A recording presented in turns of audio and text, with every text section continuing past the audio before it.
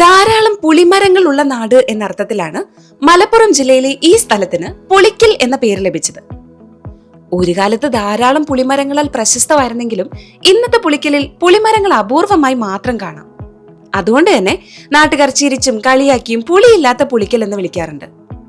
മലപ്പുറത്തെയും കോഴിക്കോട് നഗരത്തെയും ബന്ധിപ്പിക്കുന്ന NH 966 ദേശീയപാതയുടെ വശങ്ങളിലായി കണ്ണിനിമ്പമേകുന്ന പാടങ്ങൾ മനസ്സും നിറയ്ക്കുന്ന ഗ്രാമമാണിത്. പുളിക്കൽ പട്ടണത്തിന്റെ ഭൂരിഭാഗവും ചെറുകാവ് പഞ്ചായത്തിന്റെ കീഴിലാണുള്ളത്. അയൽപ്പക്കത്ത് തന്നെ പുളിക്കൽ എന്ന പേരിൽ മറ്റൊരു പഞ്ചായത്തും ഉണ്ട്. നാട്ടുകാർ ഈ രണ്ട് സ്ഥലനാമങ്ങളും ഒരേപോലെ ഉപയോഗിക്കാറുണ്ട്. സാധാരണയായി പുളിക്കൽ എന്ന് പറയുമ്പോൾ അവർ പട്ടണത്തെയും ബസ് സ്റ്റോപ്പിനെയും സൂചിപ്പിക്കുന്നു. എന്നാൽ ഔദ്യോഗിക ഇടപാടുകളിൽ ഉദ്യോഗസ്ഥർ ചെറുകാവ് എന്ന പേരാണ് കൂടുതലായി പ്രയോഗിക്കുന്നത്. 2016 പുളിക്കൽ കേരളത്തിലെ കറൻസി ഇല്ലാ ഗ്രാമങ്ങളിൽ ഒന്നായി പ്രഖ്യാപിക്കപ്പെട്ടു.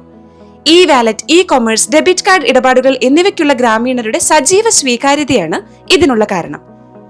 ഓൺലൈൻ സാമ്പത്തിക ഇടപാടുകൾ വില്ലേജേഴ്സിന് പഠിപ്പിക്കാൻ സർക്കാർ പ്രത്യേക പരിശീലനവും സംഘടിപ്പിച്ചു. 2016 ഇന്ത്യൻ സർക്കാരിന്റെ നോട്ട് അസാധുവാക്കൽ നീക്കത്തിന്റെ പശ്ചാത്തലത്തിൽ ഈ ശ്രമം ഏറെ ശ്രദ്ധിക്കപ്പെട്ടു. കരിപ്പൂർ അന്താരാഷ്ട്ര വിമാനത്താവളം പുളിക്കലിൽ നിന്നും വെറും 7 കിലോമീറ്റർ മാത്രം ദൂരത്തിലാണ്.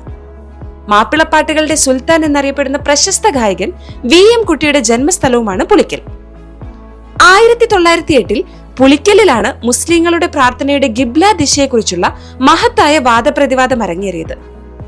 ചലീലകത്ത് കുഞ്ഞഹമ്മദ് ഹാജിയുടെ നേതൃത്വത്തിൽ ദിശ മാറ്റണമെന്നാവശ്യപ്പെട്ട പരിഷ്കാര പക്ഷവും മാറ്റേണ്ടതില്ലെന്ന് ഉറച്ചുപിടിച്ച പരമ്പരാഗത പക്ഷവും തമ്മിലുണ്ടായ വാദപ്രതിവാദമാണത്. കേരള മുസ്ലിം സമൂഹത്തിന്റെ മതഭൗതിക നവോത്ഥാനത്തിലെ ഒരു പ്രധാന അധ്യായമായി ഇതിനെ കണക്കാക്കുന്നു. അപ്പൊ ശരി, കൂടുതൽ പുളിക്കൽ വിശേഷങ്ങൾ കമന്റായി രേഖപ്പെടുത്തും.